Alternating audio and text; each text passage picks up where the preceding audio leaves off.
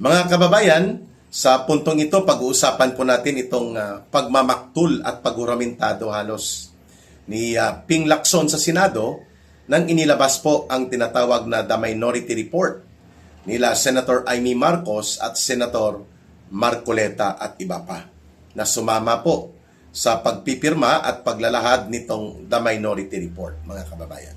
Hinggil po ito sa investigasyon sa iskandalo at krimen o tinatawag na crime of the century, itong trillion pesos plunder and massive large-scale systematic corruption na nangyari po sa ilalim ng gobyerno ni Marcos Jr. kasabwat si Romualdez na kanyang pinsan. Pero bago po niyan, wag nating kaligtaan, mayroon po tayong People's Advocacy Center na mini-maintain po natin at tinutulungan. Ang pangalan po nito ay ang People's Advocacy Center Bangon Sambayanan or Bangon Sambayanan People's Movement. Layunin po nito na ang mga kababayan natin na mga nanggagaling po sa sektor ng urban poor, mga maralitang lungsod, mga manggagawa, mga magsasaka, kung abutin po natin ang rural communities, mangingisdang maliliit, mga kabataan, estudyante at mga kababaihan ay pwedeng makisama po at makilahok sa People's Movement for good governance and against corruption, against plunder. Yan po ay para magkaroon ng participatory activities at makakapagbigay ng ambag ang mga mamamayan, ang ordinaryong mamamayan sa nagaganap sa ating lipunan at pati na po sa pagsusulong ng agenda ng mamamayang Pilipino para sa mabuting pamamahala. Ang ating GCash line sa gustong tumulong po ay 0916-308-7710. 0916-308-7710. Rohilda Celis. Yan pong name, kay Langging po yan. At dyan na rin po natin kukunin ang ating matitipon para sa ating mga advocacy, operational mobilization, at mga community activities. 1 peso, 2 pesos, okay lang po yun. 5 pesos, pwede po kayo makapagpa-GCash dyan. Tinitipon natin yan para mayroon tayong pang-sustain sa ating activities sa mga communities na inikutan po namin ng grupo ni Ka Eric. Ayan mga kababayan, 0916-308-7710. You can also become members ng ating YouTube channel. Minimum yata per month is 250 pesos. So that means mga 9 pesos per day you can support. May share dyan ang YouTube, may share din para sa channel ni Ka Eric para less ang ads kapag nanonood kayo. Ayan. So just click nyo dyan ang membership, then you can subscribe through membership. Maraming salamat sa inyong pagtitiwala at pagsuporta sa ating Ka Eric Celis YouTube channel. Ngayon, ano po ba itong The Minority Report? Bakit nagmamaktul at parang galit na galit talaga si Ping Lacson? Bakit inilabas ito at inunahan ang kanyang moro-moro? Wala ng kredibilidad at wala ng dangal na Senate Blue Ribbon Committee niya. Dahil alam naman ng taong bayan na nang inagaw nila ito sa pamumuno ni supposedly sa matuwid na pamumuno noon ni Senator Marcoleta, at nagmaniobra sila, itong si Ping Lacson, sila Tota Soto at ang kanilang super bilyonaryo na padron o ang kanilang patron saint, bigla na lang pong naging cover-up mechanism na ng Malacanang at naging special agents ang mga akto-aktuhan at mga pinapahayag ni Ping Lacson at ni Tota Soto. Kaya nga, nawala ang dangal at kredibilidad nito ng kanilang Senate Blue Ribbon Committee. Ngayon, itong Minority Report ay kanilang kinonsolidate nila Senator Amy Marcos, Senator Marcoleta, ang tinatawag po na mga records of testimonies at mga ipinahayag na revelations kagaya ng mga pahayag, series of revelations ni Saldico sa kanyang video installment series, mga pahayag ni Sergeant Gutesa na tumutugma ang karamihan doon sa binabanggit na paglalantad ng delivery of ninakaw na mga dinambong na pera na binodega ni Saldico na pinapahatid ni Marcos Jr. at nila Romualdez. Kaya nga naging controversial yung number 30 Tamarin Street Forbes Park sapagkat pinakuha yan ni Marcos kay Romualdez at kila Saldico para maging drop-off point and warehouse ng limpak-limpak na pera na ninakaw nila sa kaban ng bayan sa pamamagitan nitong mga ghost flood control projects at iba pang SOP o pangungutong nila sa mga infra projects. Ayan. So ang minority report po ay nag-consolidate ng testimonya nila Saldico sa video niya, si Sergeant Gutesa, ang mag-asawang Diskaya, si Carly Diskaya at si Sara Diskaya, bago sila ipahinto at i-block nila Ping Lacson na makapagsalaysay ng totoo nung panahon po na nagsasalaysay sila sa ilalim ng pamumuno noon ni Senator Marcoleta. At ganoon din po mga testimonya nila Yusik Bernardo na bata-bata pala ito ni Bunuan at ganoon din po ni Romualdez, no? Ginagamit din pala ito nila Saldico bilang conduit sa pagbebenta ng mga projects, mga SOP at pangungurakot. Gamit din siyempre ni dating sekretary ni Marcos sa DPWH na si Bunuan. Ayan.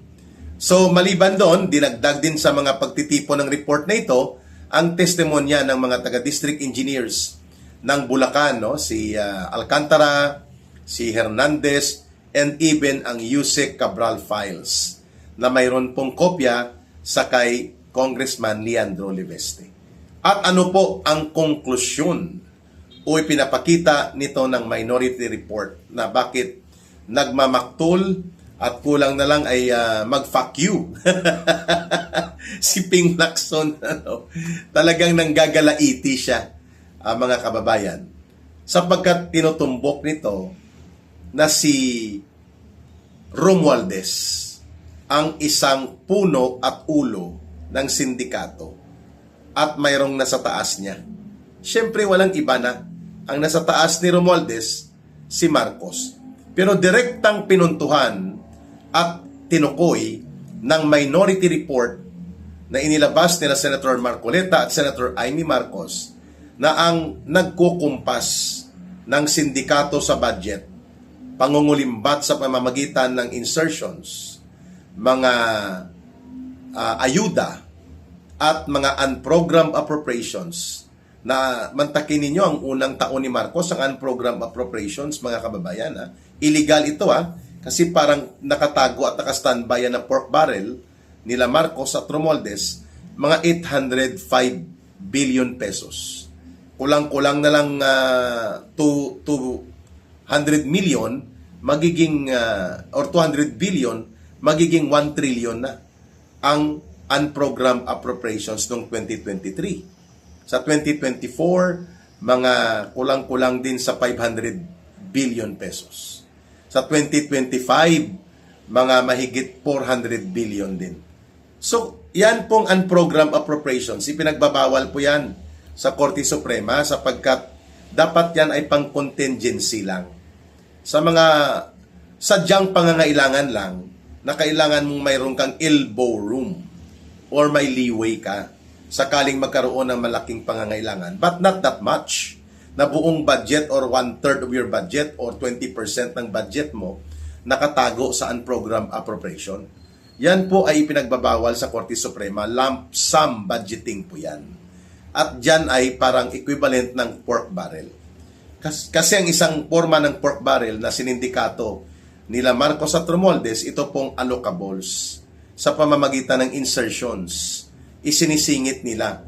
Wala po yon sa National Expenditures Program, hindi po yon napagplanuhan, hindi po yon nakaprograma sa budget cycle, pero pagdating po kina Tambaluslos Romualdez, sinasalpakan nila. Yan po ay allocables, insertions, pork barrel din po yan. Ang isang pandaraya pa nila, dito naman po sa mga AIX, MAIX, tupad na yan, mga ayuda, na alam natin ginagamit yan for political bribery, panunuhol, and political corruption sa mga politiko at sa mga pamimili ng loyalty ng tao. para lumabas na nag-aayuda sila pero ginagamit. Halimbawa, ang ayuda-ayuda na yan, ginamit ni Martin dyan, mga 32 billion pesos. According to reports, para sa kanyang peke at hindi nagmaterialize, pero nagwaldas ng pera, yung kanyang PI, yung People's Initiative niya na i-abolish nila ang Office of the Vice President, babagawin kunwari ang sistema ng ating panggobyerno, at kunwari may economic agenda na isisingit. Nabuking po yun at nabisto. Ginastusan po yun ng 32 billion pesos. Mula dyan sa mga insertions, mga AX, AKAP, MAIC, tupad na yan, ginamit po yan para magpapirma. Kaya nga, sa mga tao, tinatawag yan na panunuhol. Political bribery, political corruption po yan. Pero ang malala, ito po yung unprogrammed appropriations. Sa loob ng 3 taon ni Marcos, pinayagan niya. Yun nga ang binabanggit ni Congressman Igay Eresi. Pag ayaw mo, ba't mo pinayagan? Pag pinayagan at pinirmahan mo, ibig sabihin gusto mo, utos mo, kasabwat ka, o ikaw mismo nag-utos. Which yun po ang binubulgar ni Saldico. 805 billion pesos ang unprogrammed sa 2023. Pinirmahan ni Marcos, pinalabas at pinarelease. Siya lang kasi makapagparelease niyan eh. At ang pundo niyan manggagaling sa mga buwis na bagong ipinapataw at mga inuutang ng gobyerno. Pupunduhan yon para maparilisan at mapatupad ang mga naka-itemize o mga nakalagay na items na doon i-charge like flood control projects, mga kababayan. Which, according to our research, mahigit 4,000 4,000 flood control projects in 2023, 24, and 25 pinapunduhan ni Marcos at pinarelease gamit ang unprogrammed appropriations. Tapos magsasabi ka na wala kang kinalaman, tarantado. So, ang unprogrammed appropriations niya sa 2023, 805 billion pesos. Sa 2024, budget mga kababayan, umaabot po yan sa hindi bababa ng 500 billion pesos. At sa 2025, mga 470 billion pesos. Yan po ang unprogrammed appropriations. Kung itotal natin yan, aabot po yan sa mga 1.3 trillion pesos. Diyan ang galing ang pinakamalaking pangungurakot nila. Yung money-making nila na sinasabi ni Governor Chavit Singson na pinagplanuhan na ni Marcos nung nasa Japan sila at nakikita na niya kung ano ang direksyon ni Marcos 3 years ago. Ayun. So, ito pong minority report na inilabas muli nila Mark Oleta at nila Amy Marcos ay nagpapakita na ang center force sa pagpapatupad ng sindikato na budget upang ito ay maging systematic source of corruption and plunder, si Romualdez.